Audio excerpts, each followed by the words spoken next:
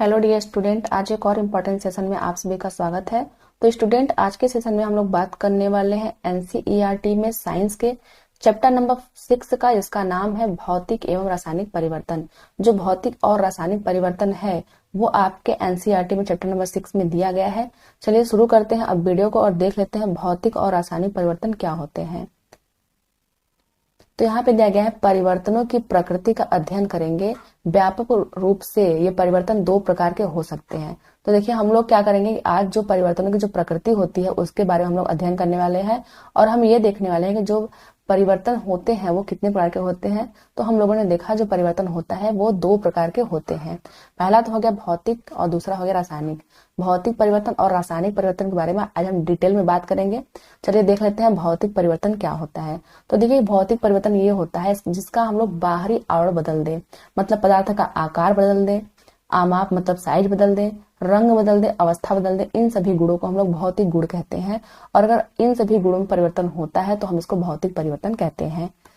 जैसे है यहाँ है वह परिवर्तन जिसमें किसी पदार्थ के भौतिक गुणों में परिवर्तन होता है, मतलब उसके रंग, उसकी अवस्था, इस स्थिति में अगर परिवर्तन होता है तो उसको हम लोग क्या कहते हैं, भौतिक परिवर्तन कहते हैं। भौतिक परिवर्तन सामान्यतः उत्क्रमणीय मतलब रिवर्सिबल होती है। ऐसे परिवर्तन में कोई नया पदार्थ नहीं बनता है। देखिए भौतिक परिवर्तन का सीधे से मतलब ये होता है, सपोज करते हैं यहाँ पे हम लोगों ने एक कागज का टुकड़ा लिया और फिर उसको हम लोगों ने मोड़ करके कुछ भी बना दिया। सपोज करते हैं ये आपका छोटा सा बना दिया, हम लोगों ने इसको दो भाग में मोड़ दिया। फिर उसके बाद हम लोगों ने क्या किया, इसको फिर से फैलाकर एक कागज बना लिया। तो ये क्या हो गया, भौतिक परिवर्तन है। इसमें कोई नया पदार्थ नहीं बना और यह उत्क्रमणीय प्रक्रिया है, मतलब रिवर्सिबल प्रक्रिया है। हम लोग क्या कर सकते हैं, कागज से नाव बना सकते हैं और फिर नाव को खोल करके फिर से कागज बना सकते हैं। तो ये क्या है, रिवर्सिबल प्रोसेस है। इसमें कोई भी नया पदार्थ नहीं बनता है। आगे हमारा है रासायनिक परिवर्तन। तो देखिए दिया गया है यहाँ पे एक एग्जाम्पल, लोहे में जंग लगना एक ऐसा परिवर्तन है जिससे आप भली भांति परिचित हैं। देखिए हम लोग क्या करते हैं, हमारे घरों में लोहे या फिर लोहे से बना हुआ कोई चीज होता है जिसमें क्या होता है, जंग लग जाता है। वो जंग कैसे लगता है आज हम लोग उसके बारे में पढ़ेंगे। और जंग लगना एक रासायनिक परिवर्तन है। रासायनिक परिवर्तन के अंतर्गत ये कैसे आ जाता है इसको हम लोग पढ़ेंगे।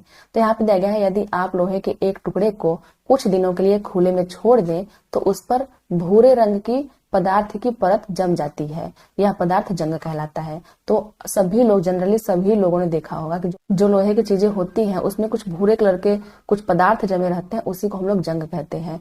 तो और यह प्रक्रम जंग लगना कहलाता है। जंग लगने की जो प्रक्रिया होती है उसको हम लोग बोलते हैं जंग लगना। तो देखिए यहाँ पे दिया गया है लोहे की कुछ जंग लगी वस्तुएं। जैसे यहाँ पे क्या है, एक बर्तन है और इस पे ये भूरे भूरे कलर के स्पॉट बने हुए हैं, ये क्या है, जंग है। हम लोग जितनी भी चीजें यहाँ पे देख रहे हैं उन सभी पे जो भूरे कलर के पदार्थ लगे हुए हैं उनको हम लोग बोलते हैं जंग। आगे देख लेते हैं। आगे हमारा है प्रयोग। अब देखिए ये जो चैप्टर है उसमें बहुत ज्यादा प्रयोग दिया गया है, क्योंकि बिना प्रयोग के हम लोग कोई भी चीज नहीं समझेंगे। पहला प्रयोग हमारा दिया गया है, मैग्नीशियम की पतली पट्टी, फीता अथवा तार का टुकड़ा लीजिए। मतलब हमें क्या लेना है, मैग्नीशियम का फीता लेना है। फिर क्या करना है, इसके सिरों को रेगमाल से साफ कीजिए। साफ कर लेना है। सिरों को मोमबत्ती की लौ के पास ले जाइए। यह एक चमकदार श्वेत प्रकाश देती हुई जलने लगेगी। पूरी तरह जलने के बाद कुछ श्वेत भस्म पाउडर शेष रह जाती है। क्या भस्म मैग्नीशियम के फीते जैसी लगती है। तो देखिए जो हमारा मैग्नीशियम का फीता है उसको हमें जलाना है। जलाने के बाद कुछ राख बचती है जिसको हम लोग बोलते हैं मैग्नीशियम का भस्म। तो क्या वो मैग्नीशियम के फीते जैसी लगती है। तो देखिए वो बिल्कुल मैग्नीशियम के फीते जैसी नहीं लगती है। अगर हम लोग किसी के सामने फीता न दिखाएं और फीते का राख दिखाएं तो वो नहीं बता सकता है कि ये मैग्नीशियम की राख है या किसी और पदार्थ का ये राख है। यहाँ है, इस परिवर्तन को निम्नलिखित समीकरण द्वारा व्यक्त किया जाता है। तो यहाँ कैसे है, जैसे सपोज करते हैं ये मैग्नीशियम का क्या था, फीता था, ये मैग्नीशियम का रिबन था। और ऑक्सीजन जलने के लिए कौन सी गैस सहायक होती है, ऑक्सीजन। तो O2 की उपस्थिति में ये जला है तो क्या बनाया है, MgO बनाया है, मतलब मैग्नीशियम ऑक्साइड बनाया है। तो आपसे पूछ सकता है कि जब मैग्नीशियम का जो फीता होता है उसको ऑक्सीजन की उपस्थिति में जलाने पे क्या बनता है, तो हम लोग बोलेंगे मैग्नीशियम ऑक्साइड बनता है। आगे है, भस्म को एकत्रित करके इसमें कुछ जल की मात्रा मिलाइए। मिश्रण जली विलयन को अच्छी तरह हिलाइए। अब जो उसका भस्म था हमें उसमें कुछ जल मिला लेना है और अच्छी तरह से इसको मिश्रण कर लेना है। आगे है, मिश्रण का लाल और नीले लिटमस पत्र पे परीक्षण कीजिए। अब हम लोगों ने इसके पहले चैप्टर में अम्ल, क्षार और लवण वाले चैप्टर में पढ़ा था कि जो लिटमस होता है वो क्या करता है। तो देखिए जो लिटमस होता है वह अम्ल के साथ लाल रंग देता है और क्षार के साथ नीला रंग देता है। तो यहाँ पे है भस्म को जल में घोलने पर यह नया पदार्थ बनाती है। तो अभी हम लोगों ने देखा था जो हमारी मैग्नीशियम थी उसको हम लोगों ने O2 की उपस्थिति में जलाया हुआ था तो MgO बना था, जिसको हम लोग बोलते हैं मैग्नीशियम ऑक्साइड। अब हमें क्या करना था, मैग्नीशियम ऑक्साइड को जल में घोल देना था। अगर हम लोग प्लस H2O कर देते हैं तो ये बनता है MgOS का ट्वाइस, मतलब मैग्नीशियम हाइड्रोक्साइड बनता है। और ये जो मैग्नीशियम हाइड्रोक्साइड होता है वो क्षारीय प्रवृत्ति का होता है।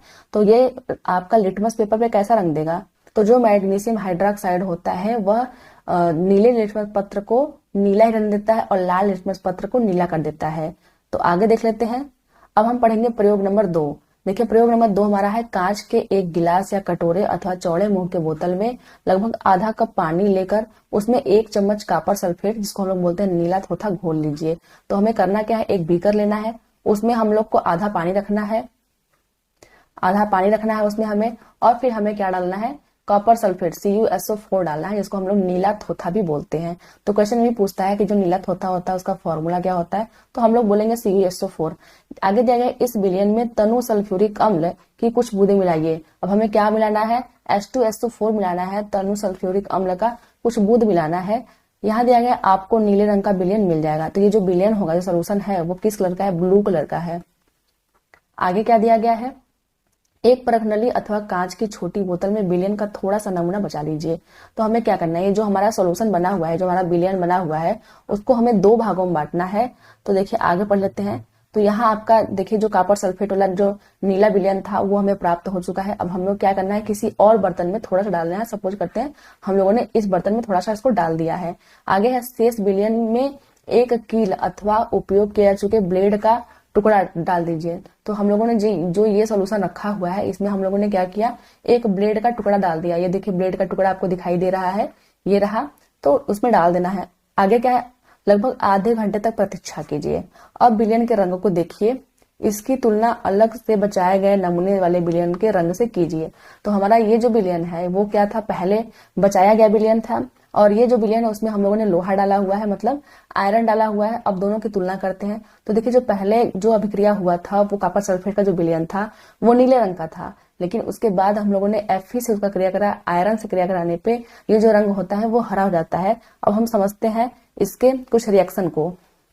तो यहाँ दिया गया है, आपको जो परिवर्तन दिखाई देते हैं वो कॉपर सल्फेट और लोहे के बीच अभिक्रिया कारण होते हैं। जो हमें ग्रीन कलर मिला था वो कॉपर सल्फेट और लोहे के बीच रिएक्शन होने से मिला था। विलयन के रंग का नीले से हरा हो जाना एक नए पदार्थ आयरन सल्फेट के बनने कारण होता है। जो आपको ये हरा कलर दिखाई दे रहा है वो आयरन सल्फेट FeSO4 के बनने कारण हुआ है। तो यही चीज यहाँ पे दिया गया है। आगे दिया गया है कि लोहे की कील पर भूरी निक्षेप कॉपर अथवा तांबे की परत के कारण होता है, जो अन्य एक नया पदार्थ है। तो देखिए जो लोहे की जो कील होती है, फिर जो ब्लेड होता है उस पर कुछ भूरा निक्षेप जम जाता है, वो कॉपर की परत की वजह से होता है। यहाँ है आपका कॉपर की परत की वजह से होता है। आगे है कि हम इस अभिक्रिया को निम्न प्रकार से व्यक्त करते हैं। तो देखिए ये जो अभिक्रिया है आपको देखने में नॉर्मल लग रही है, लेकिन एग्जाम में यही पूछता है कि जब कॉपर सल्फेट जब आपका आयरन से जब क्रिया करता है तो क्या बनता है, जो कलर उसका होता है वो किस कलर का होता है।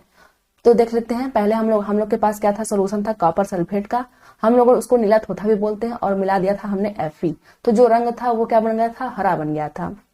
तो जो हरा कलर था, पूछता है जो हरा कलर होता है वो किस चीज का होता है, तो हम लोग बोलेंगे FeSO4 का होता है, मतलब आयरन सल्फेट का होता है। और दूसरी बात ये होती है कि जो हम लोगों ने कील या फिर जो हम लोगों ने ब्लेड डाला हुआ है उस पर कुछ भूरा रंग का निक्षेप होता है। तो पूछेगा आपसे जो भूरा रंग का निक्षेप है वो किस वजह से है, तो हम लोग हो सकता है भूल करके बोल दें कि वो आयरन का है, लेकिन वो आयरन का नहीं होता है, वो कॉपर का होता है। तो हमें ये चीज याद रखना है, क्योंकि देखिए ये रिएक्शन जो है ना वो मोस्ट इंपॉर्टेंट है, एग्जाम में पूछता है, इसलिए मैं आपको बता रही हूँ। ये जो आपका रिएक्शन है काफी इंपॉर्टेंट है, इसको देख लीजिएगा। जो भूरा निक्षेप है वो किसका है, कॉपर का है। हम कभी भी आयरन पे टिक नहीं करेंगे। और जो आयरन सल्फेट का जो विलयन होता है वो लोगों को लगता है कि आयरन है तो वो लाल कलर का विलयन देगा, लेकिन वो हरा कलर का विलयन देता है। आगे देख लेते हैं। आगे है, किसी परखनली में लगभग 1 चम्मच सिरका लीजिए। देखिए यहाँ पे आपका प्रयोग नंबर 3 है, एक्सपेरिमेंट 3 हो रहा है यहाँ पे। तो यहाँ पे है सिरका लेना है, इसमें 1 चुटकी भर खाने वाला सोडा डालना है। और जो खाने वाला सोडा होता है उसका फॉर्मूला क्या होता है, NaH CO3 सोडियम बाइकार्बोनेट होता है खाने वाला सोडे का फॉर्मूला। आगे है कि आपको एक बुदबुदाहट की ध्वनि सुनाई देगी और गैस के बुलबुले बाहर निकलते हुए दिखाई देंगे। तो हमें सिरका लेना था, सिरके में हमें खाने वाला सोडा मिलाना था। अब हमें क्या करना है, जो गैस निकल रहे हैं इस गैस को ताजे बने चूने के पानी से गुजारिए। चूने के पानी में क्या परिवर्तन होता है, परखनली में इस परिवर्तन को निम्न प्रकार से होते हैं। जो परखनली होती है उसमें कौन से परिवर्तन होते हैं, तो देखिए सिरका है जिसको हम लोग बोलते हैं एसिडिक एसिड, मतलब CH3COOH आपका ये एसिडिक एसिड हो गया। प्लस हमें खाने वाला सोडा मिलाना है, इसका मतलब NaHCO3 मिलाना है। फिर क्या बन रहा है, कार्बन डाइऑक्साइड बन रहा है। ये जो रिएक्शन हो रही है इसमें CO2 बन रहा है और फिर अन्य पदार्थ बन रहे हैं। तो ये जो आपको बुलबुला दिखाई देता है, तो पूछेगा जो बुलबुला होता है वो किस चीज का होता है, तो हम लोग क्या बोलेंगे, वो कार्बन डाइऑक्साइड का होता है। जब भी हम लोग सिरका में खाने वाला सोडा मिलाते हैं और उसको जो बुलबुला निकलता है उसको जो चूने के पानी से हम लोग उसको गुजार देते हैं, तो वो जो बुलबुला होता है वो कार्बन डाइऑक्साइड का होता है। अब जो कार्बन डाइऑक्साइड होता है और चूने के बीच कौन सी अभिक्रिया होती है वो यहाँ पे दिखाया गया है। तो यहाँ पे है कार्बन डाइऑक्साइड, हम लोग उसको चूने के पानी में डालते हैं, तो जो चूने का पानी होता है वो कैल्शियम कार्बोनेट बनाता है, CaCO3 बनाता है और जल बनाता है। तो यहाँ आप लोग देख सकते हैं ये क्या है, ये सिरका और खाने वाला सोडा है। सिरका है और खाने वाला सोडा है, दोनों का सोल्यूशन ये है। फिर इसमें से गैस निकल रही है, कौन सी गैस निकल रही है, तो CO2 गैस निकल रही है। ये जो गैस है इस प्रकार से इसमें नली में आती हुई दिखाई दे रही है।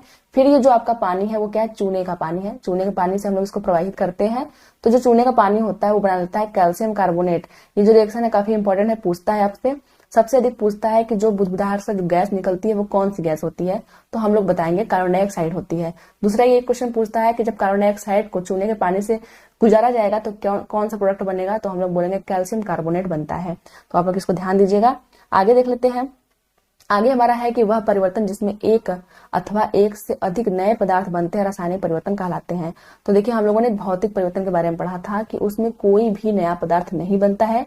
भौतिक परिवर्तन जो होता है वो रिवर्सिबल होता है, मतलब उत्क्रमणीय होता है। अगर हम उससे कोई भी चीज बना रहे हैं तो उस चीज को फिर से रिवर्स करके हम लोग वही जिससे उसको बनाया गया है उस चीज को प्राप्त कर सकते हैं। लेकिन जो रासायनिक परिवर्तन होता है, एक चीज बनने के बाद हम लोग फिर से उस चीज को नहीं प्राप्त कर पाएंगे।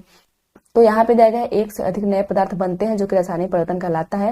रासायनिक परिवर्तन को रासायनिक अभिक्रिया भी कहते हैं। आगे देख लेते हैं। रासायनिक परिवर्तन हमारे जीवन में अत्यधिक महत्वपूर्ण है। तो देखिए हम लोगों ने जितने भी चीजें भी पढ़ा हुआ है, चाहे चूने के पानी से गुजारना हो CO2 को, चाहे हमें कॉपर सल्फेट में किसी और चीज को मिलाना हो तो कोई और पदार्थ बना था, तो इस प्रकार से जितने भी अभी हम लोगों ने प्रयोग किए वो रासायनिक परिवर्तन को इंडिकेट कर रहे थे। यहाँ पे है कि सभी नए पदार्थ रासायनिक परिवर्तन के परिणाम स्वरूप ही बनते हैं। जितने भी नए पदार्थ होते हैं सभी क्या होते हैं, रासायनिक परिवर्तन के बाद ही बनते हैं। आगे है उदाहरण के लिए कौन कौन सा, जैसे भोजन का पाचन। अब मान लीजिए हम लोगों ने भोजन में कोई भी चीज खाया, उसके बाद क्या होता है कि उसका डाइजेशन होता है। तो क्या डाइजेशन हुआ जो मटेरियल होता है, सपोज करते हैं मान लीजिए प्रोटीन है, तो क्या प्रोटीन को हम लोग फिर से खाने में डाल सकते हैं जैसे वो जिस फॉर्म में वो था? ये प्रोसेस जो होती है वो कभी नहीं हो सकती है। जैसे अंगूर है, अंगूर का जो किण्वन होता है उससे क्या बनता है, वाइन बनती है। तो क्या वाइन से हम लोग फिर से अंगूर बना सकते हैं? ऐसी क्रिया नहीं हो सकती है, इसलिए इसको हम लोग बोलते हैं रासायनिक परिवर्तन। आगे देख लेते हैं। देखिए हम लोगों ने पढ़ा कि जो रासायनिक परिवर्तन होते हैं उसमें कुछ नए पदार्थ बनते हैं। अब कुछ घटनाएं और भी होती हैं जो रासायनिक परिवर्तन के साथ साथ होती रहती हैं, जिसमें पहला जो पॉइंट हमारा क्या है कि उष्मा भी निकलती है। जो रासायनिक परिवर्तन होते हैं उसमें उष्मा निकलती है, प्रकाश निकलते हैं, फिर किसी अन्य प्रकार के विकिरण, उदाहरण के लिए परावैंगनी का निर्मुक्त मतलब बाहर निकलना अथवा उनका अवशोषण होना, मतलब उष्मा निकल भी सकती है, अवशोषित भी हो सकती है, प्रकाश भी निकल सकता है, और बहुत सारे ऐसे विकिरण भी होते हैं जैसे परावैंगनी विकिरण होते हैं जो कि निर्मुक्त होते हैं, बाहर निकलते हैं। दूसरा हमारा है ध्वनि का उत्पन्न होना। देखिए कभी कभी केमिकल जो होते हैं ना वो रिएक्शन करने के बाद बहुत ज्यादा ध्वनि उत्पन्न करते हैं, तो यहाँ पे है ध्वनि का उत्पन्न करना। तो रासायनिक परिवर्तन होती है तो ध्वनि भी उत्पन्न हो सकती है। तीसरा हमारा है रंग में परिवर्तन। अभी हम लोगों ने देखा था कॉपर सल्फेट में लोहे के कील डाल करके देखा था कि जो परिवर्तन था वो हरे कलर का हो गया था। तो रंग परिवर्तन भी होता है रासायनिक परिवर्तन के अंतर्गत। अगला हमारा है गंध में परिवर्तन होना। तो देखिए हम लोग कोई भी चीज बनाते हैं तो उसका जो गंध होता है, जैसे मान लीजिए जो दूध का जो गंध होता है, दही बनने के बाद उसका गंध बदल जाता है, तो ये भी क्या है, एक रासायनिक परिवर्तन है। यहाँ पे अथवा किसी नई गंध का बनना, तो वही बात है। आगे है किसी गैस का बनना। तो हम लोगों ने जितने भी रिएक्शन बनाए हैं चाहे वो कुछ भी हो उसमें क्या होता है, गैस बनता है। तो बहुत सारे ऐसे रिएक्शन होते हैं जिसमें गैस नहीं भी बनती है, लेकिन ऐसे और बहुत सारे रिएक्शन होते हैं जिसमें गैस बनती है। तो हमें इन पॉइंट को याद रखना है क्योंकि क्वेश्चन यहाँ से पूछे जाएंगे कि जब रासायनिक अभिक्रिया होती है तो इनमें से कौन सा परिवर्तन नहीं होता है, ये करके पूछ सकता है आपसे। स्टेटमेंट ये सब ऑप्शन डाल सकता है। आगे हम लोग पढ़ लेते हैं, जंग लगने की प्रक्रिया को निम्नलिखित समीकरण द्वारा व्यक्त किया जा सकता है। देखिए अब तक तो हम लोग कब से पढ़ रहे थे कि जो रासायनिक परिवर्तन होते हैं, जैसे जंग लगना, जो जंग होता है वो भूरे कलर का निक्षेप होता है, लेकिन जो जंग होती है वो लगती कैसे है। तो देखिए जो हमारा लोहा होता है, जो Fe हमारा होता है, वो क्या होता है, खुले स्थान पे रखा रहता है। खुले स्थान पे क्या होती है, ऑक्सीजन होती है, और वायु जो होती है उसमें से ऑक्सीजन होती है और जल की मात्रा होती है। तो जो तीनों लोग मिल जाते हैं, जब लोहा होता है, ऑक्सीजन प्रेजेंस होती है और जल भी रहता है, उसी को हम लोग बोलते हैं जंग लगना, जो बनाता है आयरन ऑक्साइड Fe2O3। कभी भी पूछ सकता है जो जंग का फॉर्मूला होता है वो क्या होता है, तो हम लोग बोलेंगे Fe2O3 जो होता है उसको हम लोग बोलते हैं जंग। आगे है कि देखिए इसमें पूछता है कि इनमें से कौन सा कंडीशन जंग लगने के लिए होना चाहिए। तो जंग लगने के लिए सबसे पहले लोहा भी होना चाहिए, ऑक्सीजन भी होना चाहिए और जल का होना बहुत जरूरी है, नमी होना बहुत जरूरी है। तो जंग लगने के लिए ये 3 फैक्टर जो होते हैं वो अनिवार्य होते हैं। और जो जंग का फॉर्मूला होता है वो आयरन ऑक्साइड होता है, Fe2O3 होता है। आगे देख लेते हैं, जंग लगने के लिए ऑक्सीजन और जल अथवा जलवाष्प दोनों की उपस्थिति अनिवार्य है, मतलब ऑक्सीजन भी रहना चाहिए और जल भी रहना चाहिए। आगे देख लेते हैं, आगे दिया है सभी वस्तुओं पर नियमित रूप से पेंट अथवा ग्रीस की परत चढ़ाते रहना चाहिए। देखिए जितनी भी चीजें होती हैं जो लोहे से बनी होती हैं, उनमें पेंट अथवा ग्रीस लगाने से हम लोग उसको जंग लगने से बचा सकते हैं। हम लोग अपने घरों में भी देखे होंगे, बहुत सारे लोहे से बने ऐसी चीजें होती हैं जिनमें हम लोग पेंट करके उसको रखते हैं। तो देख लेते हैं जिससे उनमें जंग लगने के लिए रोका जा सके। एक अन्य उपाय है लोहे के ऊपर क्रोमियम अथवा जस्ता, इसको हम लोग जिंक बोलते हैं, जैसे धातु का परत चढ़ाना। लोहे पर जिंक की परत चढ़ाने का प्रक्रम या सदलेपन, जिसको हम लोग बोलते हैं गैल्वेनाइजेशन, कहलाता है। तो क्वेश्चन कहाँ से बनेगा, यहाँ से बनेगा। ये आपका रहा क्वेश्चन कि लोहे पे क्रोमियम अथवा जस्ता का जो परत होता है, चढ़ाने की जो प्रक्रिया होती है, इसको क्या बोलते हैं। तो या तो आपको या सदलेपन दिया रहेगा या फिर इंग्लिश में गैल्वेनाइजेशन लिखा रहेगा। तो दोनों में से कोई भी ऑप्शन आ सकता है। तो परत किसकी होती है, क्रोमियम या फिर जिंक की होती है, ये हमें याद रखना है। क्रोमियम अथवा जो जिंक की जो परत होती है, धातु के ऊपर चढ़ाना ही क्या कहलाता है, यह सदलेपन कहलाता है। आगे देख लेते हैं, लवण युक्त जल जंग लगने के प्रक्रम की दर को बढ़ा देते हैं। तो देखिए यहाँ भी इंपॉर्टेंट पॉइंट ये है कि जंग लगने के लिए महत्वपूर्ण फैक्टर होता है वो ऑक्सीजन और आपका नमी होता ही है, साथ में लवण युक्त जो जल होता है वो जंग लगने के प्रक्रम को बढ़ा देते हैं। अतः जहाजों पे पेंट करने के बाद भी उन्हें जंग लगने से काफी क्षति होती है। जो जहाज बड़े बड़े होते हैं, जो शिप होते हैं, उनमें क्या होता है, पेंट तो लगा रहता है लेकिन उसके बाद भी काफी क्षति होती है। क्यों, क्योंकि वो क्या होते हैं, समुद्र में तैरते रहते हैं, और जो समुद्र होता है उनका जो पानी होता है वो साल्टी होता है, लवण युक्त होता है, इसलिए जो लवण जो होता है वो जंग लगने के प्रक्रम को बढ़ा देता है। क्वेश्चन यहाँ से जरूर बनेगा, क्योंकि हम लोग इसको जल्दी ध्यान नहीं देंगे।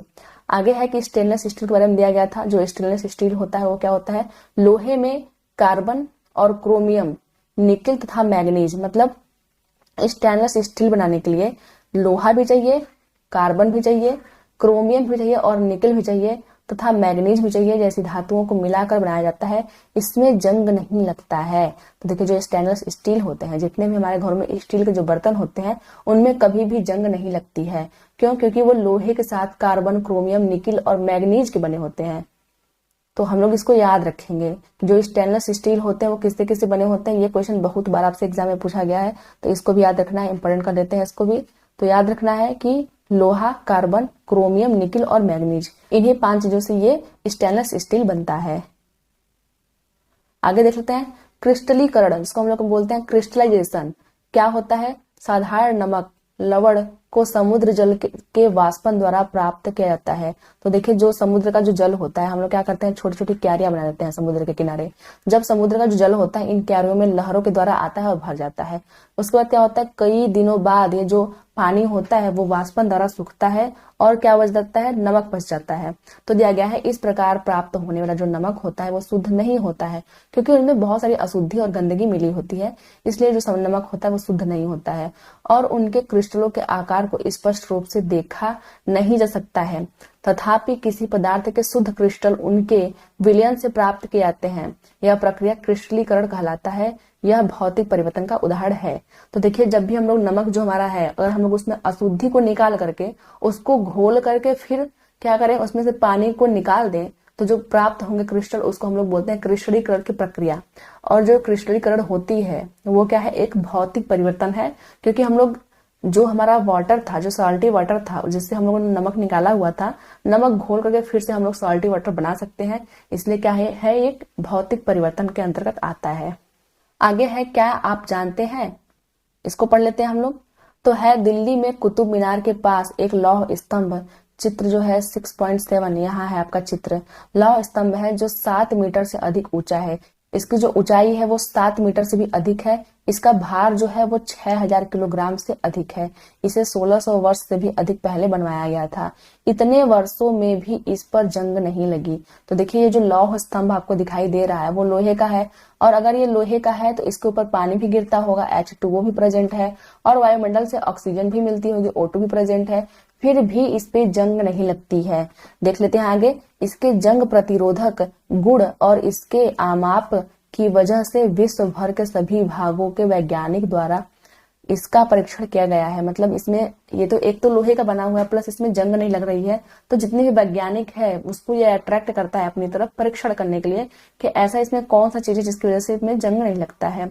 आगे इससे यह जानकारी मिलती है कि यह अब 1600 वर्ष पूर्व भारत में धातु प्रौद्योगिकी में कितना विकास हो चुका था। मतलब हम लोग क्या कर रहे हैं, आज मॉडर्न एज में हम लोग देख रहे हैं कि इतना विकास हो रहा है, लेकिन 1600 वर्ष पहले ये लौह स्तंभ बनाया गया था, तो उस समय टेक्नोलॉजी कितनी ज्यादा विकसित रही होगी कि लोहा का वस्तु है और उसमें जंग नहीं लग रहा है। तो ये आपके एनसीईआरटी में दिया गया था लौह स्तंभ जानने के लिए। आगे दिया गया क्वेश्चन ये कर लेते हैं। यहाँ दिया गया है, अवायवीय जीवाणु जैविक अपशिष्ट पदार्थों को अपघटित कर जैव गैस, जो हम लोग बोलते हैं बायोगैस बनाते हैं। यह क्या है, परिवर्तन नंबर पहला है, ए है। दूसरा परिवर्तन क्या है, फिर जैव गैस ईंधन के रूप में जलाई जाती है, परिवर्तन बी है। दिया गया है, निम्नलिखित कथन इन परिवर्तनों से संबंधित है, सही कथन चुनिए। तो सही कथन कौन सा है, देखिए दिया गया है जो प्रक्रम ए है वो एक रासायनिक परिवर्तन है। दिया गया है प्रक्रम जो बी है वह एक रासायनिक परिवर्तन है। दिया गया है जो प्रक्रम, जो हमारा सी दिया गया है कि जो प्रक्रम ए है जो प्रक्रम बी है दोनों रासायनिक परिवर्तन है। अगला दिया गया इनमें से कोई भी रासायनिक परिवर्तन नहीं है। तो देखिए हम लोगों ने देखा कि जब किसी एक पदार्थ से दूसरा पदार्थ बनता है और फिर पुनः हम उस पदार्थ को प्राप्त नहीं कर सकते हैं तो उसको हम लोग बोलते हैं रासायनिक परिवर्तन। इसका मतलब जो ऑप्शन नंबर जो ग है वो हमारा सही हो जाएगा। जब भी जो जीवाणु होते हैं वो अपशिष्ट को अपघटित करके जैव गैस बनाते हैं तो फिर उस जैव गैस से हम लोग फिर से उस अपशिष्ट पदार्थ को प्राप्त नहीं कर सकते हैं, इसलिए रासायनिक पदार्थ है, रासायनिक परिवर्तन है। फिर आगे देखा, फिर गैस को ईंधन के रूप में जलाते हैं। जो जली गई जो चीजें होती हैं उससे हम लोग फिर से गैस को प्राप्त नहीं कर सकते हैं, इसलिए दोनों क्या है, रासायनिक परिवर्तन के अंतर्गत आएंगे। तो फ्रेंड्स, आज की वीडियो में सिर्फ इतना ही। मिलते हैं फिर किसी वीडियो में, तब तक के लिए धन्यवाद।